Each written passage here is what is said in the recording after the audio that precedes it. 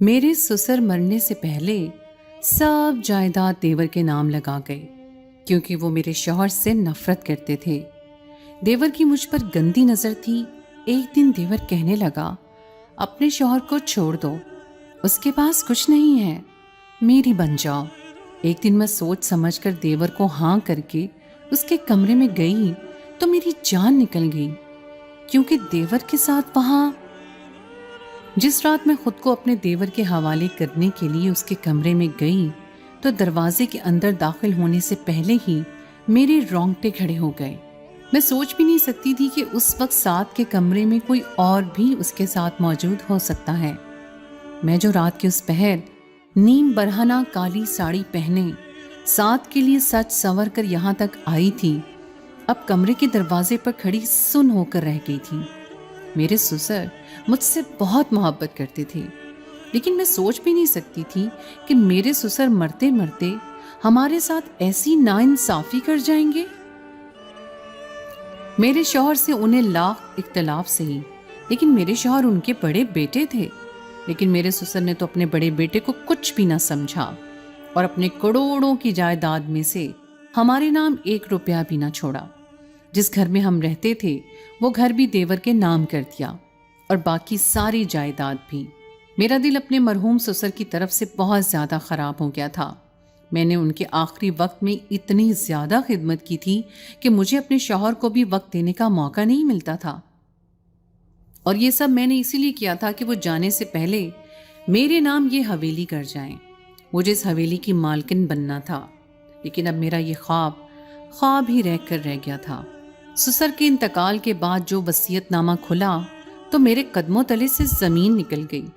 میرے سسر تو ہمیں پائی پائی کا محتاج کر کے چلے گئے تھے، اور اب ہمیں ساری زندگی دیور کے رحم و کرم پر گزارنی تھی۔ ایسی کوئی ایک بھی چیز نہیں تھی جو ہمارے حصے میں آئی ہوتی۔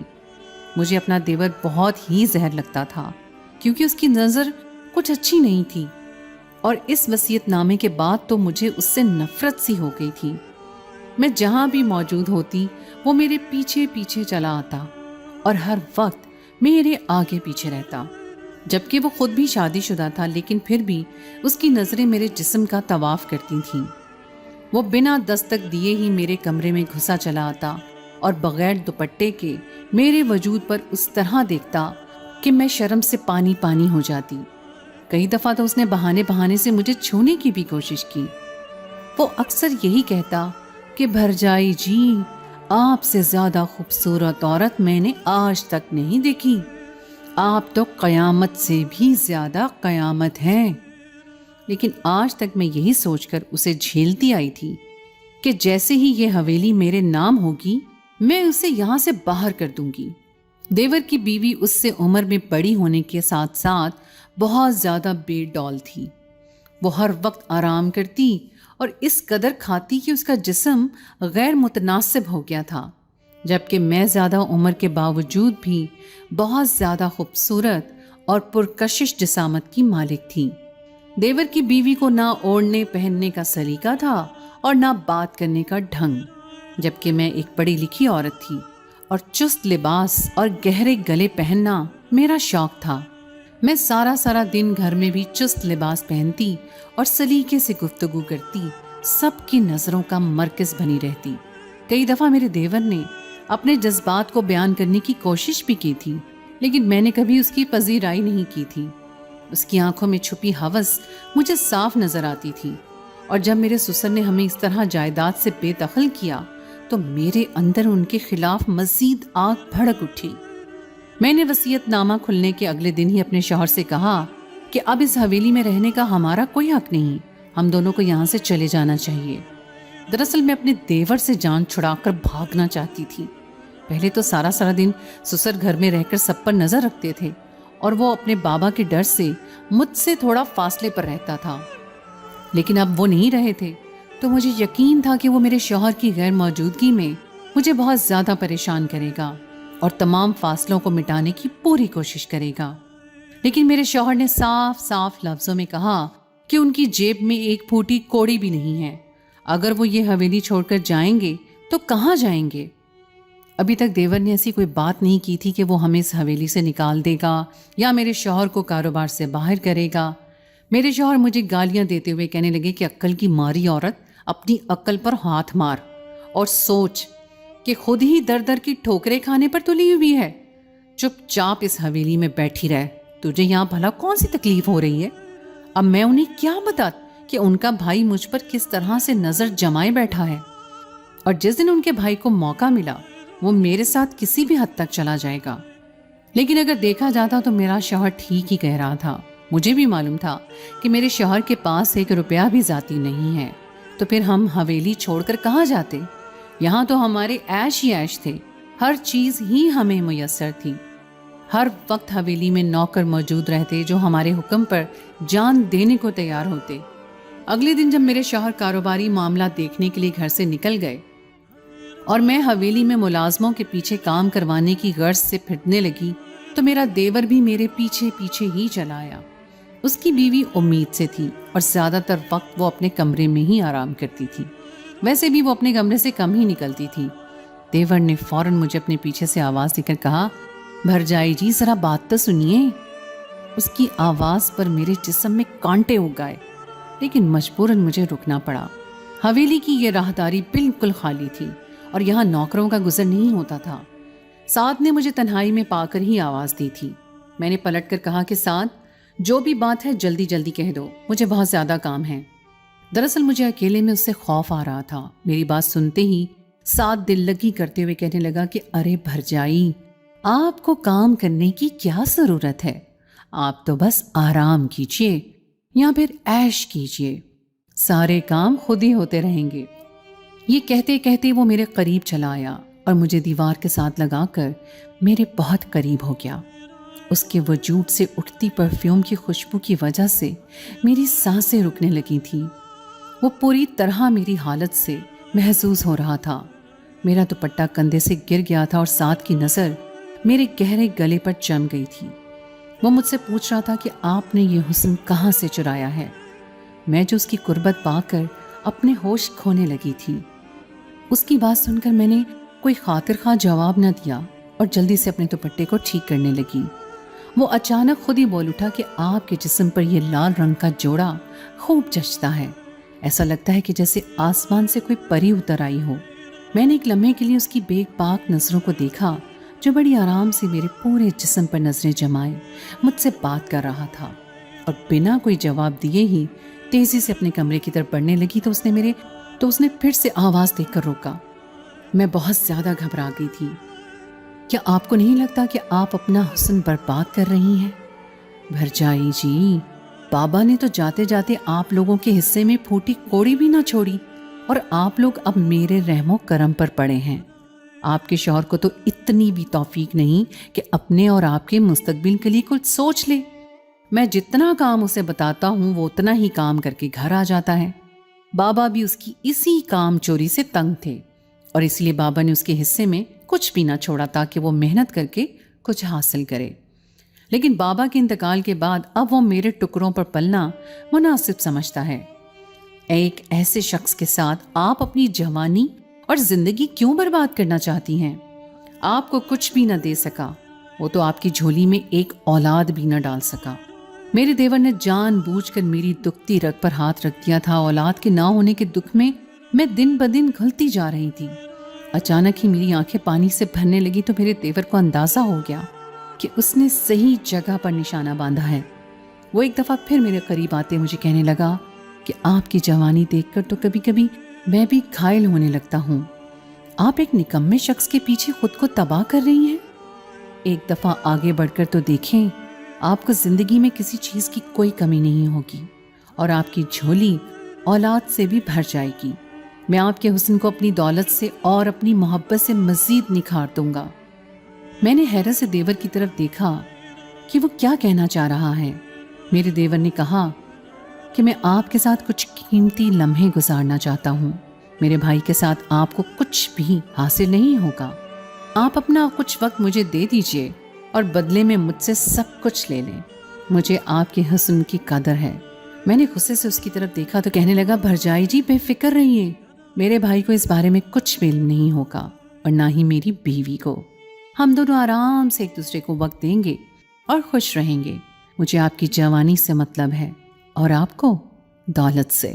اگر کوئی اور وقت ہوتا تو میں اپنے دیور کے منہ پر ایک زوردار تھپڑ مار دیتی، لیکن اس وقت میری حالت ایسی نہیں تھی، کیونکہ میں جس حویلی میں کھڑی تھی وہ اسی کے نام پر تھی، اور جو روٹی ہم کھاتے تھے وہ بھی اسی کی مرہون منت تھی۔ میرا شوہر واقعی میں ایک کام چور آدمی تھا، جو اکثر سارا دن میں 2 گھنٹے ہی کام کر لیتا تو اگلے 2 دن تک سب پر احسان جتاتا رہتا۔ میرے شوہر نے کبھی میری تعریف نہیں کی تھی، اور اپنے دیور کے منہ سے اپنی ایسی تعریف سن کر میں اندر ہی اندر گھل رہی تھی۔ یہ بات واقعی سچ ہے کہ عورت تعریف کی بھوکی ہوتی ہے، اور میرے دیور نے میری تعریف کرنے میں کوئی کسر نہیں چھوڑی تھی۔ میں اپنے دیور کو مسکراتا چھوڑ کر اپنے کمرے میں چلی آئی اور دروازہ بند کر کے غصے میں بیڈ پر بیٹھ گئی۔ مجھے سمجھ نہیں آ رہا تھا کہ میں کس طرح خود کو اس مشکل سے نکالوں، کیونکہ اس گھر میں رہتے ہوئے مجھے روز ہی اپنے دیور کی شکل دیکھنی تھی، اور مجھے رہ رہ کر اپنے اوپر حاوی ہوتا اس کا مہکتا وجود یاد آ رہا تھا۔ جیسے ہی میرے شوہر گھر واپس آئے تو میں نے ان سے کہا کہ آپ ایسا کوئی انتظام کیجیے کہ ہمارا اپنا کاروبار سیٹ ہو جائے اور ہم ساتھ کے محتاج نہ رہیں۔ یہ سنتے ہی میرا شوہر کہنے لگا کہ نیا کاروبار شروع کر کے اس پر بہت محنت کرنی پڑتی ہے اور بہت کام کرنا پڑتا ہے، اور مجھ سے یہ سب نہیں ہوتا۔ جب ساتھ کا جمع جمایا کاروبار موجود ہے تو مجھے کیا ضرورت پڑی کہ میں خواریاں اٹھاتا پھروں؟ ہماری ضرورت ہی کتنی ہے، تم خواہ خود کو ہلکان نہ کرو۔ مجھے اچھے سے معلوم تھا کہ مجھے اس آدمی کے ساتھ ساری زندگی ایسے ہی دوسروں کے ٹکڑوں پر پلنا ہوگا، کیونکہ اس میں مردوں والی تو کوئی بات تھی نہیں، نہ ہی شرم تھی اور نہ ہی غیرت، نہ محنت کرنے کا کوئی جذبہ تھا۔ میں بستر پر کروٹ بدل کر لیٹ گئی اور آنکھیں بند کر کے سوچنے لگی تو نہ جانے کیوں مجھے ساتھ کی بات ٹھیک لگی کہ میں اپنے شوہر کے ساتھ فضول میں ہی اپنی جوانی اور زندگی برباد کر رہی ہوں۔ یہی وقت اگر میں ساتھ پر لٹا دوں تو بدلے میں مجھے بہت کچھ حاصل ہو جائے گا۔ وہ میرے ادھورے جذبات کی تسکین بھی کر دے گا اور دولت کی بھی کوئی کمی نہ ہوگی۔ میں نے دل میں سوچا کہ میں بابا کی دوسری حویلی کو ساتھ سے کہہ کر اپنے نام کروا لوں گی، اس طرح میرے ہاتھ کچھ تو آئے گا۔ اگلے دن جب میرا شوہر دوبارہ سے حویلی سے چلے گئے تو ساتھ پھر میرے پیچھے پیچھے پھرنے لگا۔ میں نے اسے کہا کہ مجھے اس کی بات قبول ہے، اور مجھے جب بھی کوئی موقع ملا تو میں خود ہی اس کے پاس چلی آؤں گی۔ میری بات سنتے ہی ساتھ کے چہرے پر خوشی دوڑ گئی، اور وہ کہنے لگا کہ میرے کمرے کے دروازے آپ پر کھلے ہوئے ہیں۔ وہ اس وقت اپنی بیوی سے الگ کمرے میں رہ رہا تھا، کیونکہ اس کی بیوی کو مکمل طور پر آرام کی ضرورت تھی، اور اس کی بیوی کے ساتھ ہر وقت ایک نوکرانی موجود رہتی تھی۔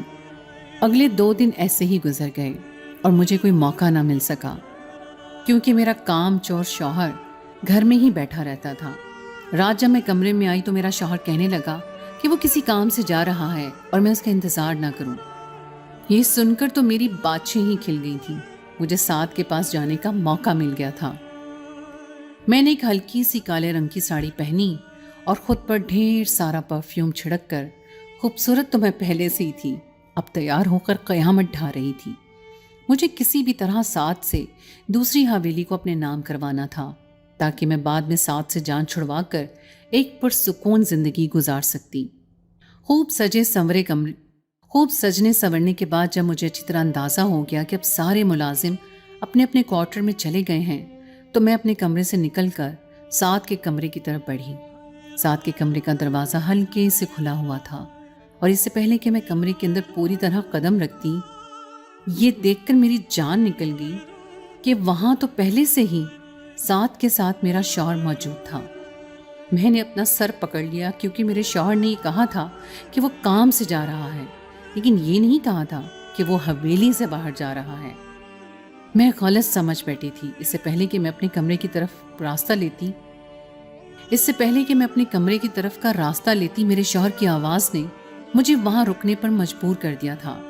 جس طرح کی بات وہ دونوں بھائی آپس میں کر رہے تھے، ایسا لگتا تھا جیسے کسی نے میرے سر پر آسمان گرا دیا۔ میں سوچ بھی نہیں سکتی تھی کہ میرا شوہر ایسا بھی کچھ کر سکتا ہے۔ لمحوں میں ہی میں زمین پر منہ کے بل گر پڑی تھی۔ میرے شوہر نے بے غیرتی کی انتہا کرتی تھی۔ میں تو اسے صرف کام چور سمجھتی تھی، لیکن وہ تو انتہائی گھٹیا شخص نکلا۔ وہ ساتھ سے کہہ رہی تھی کہ تم زرینہ کے ساتھ جو چاہے کرو اور جیسا بھی سلوک کرو، یا پھر اسے استعمال کرو، مجھے کوئی فرق نہیں پڑتا، میں خود اپنی بیوی کو تمہارے کمرے تک پہنچا دوں گا، لیکن بدلے میں تم نہ ہی کبھی مجھے اس حویلی سے نکالو گے اور نہ ہی مجھے کاروبار سے الگ کرو گے۔ مجھے تمہارے اور زرینہ کے تعلقات پر کوئی اعتراض نہیں ہے، لیکن میں اس حویلی سے باہر نکل کر کوڑی کوڑی کا محتاج نہیں ہونا چاہتا۔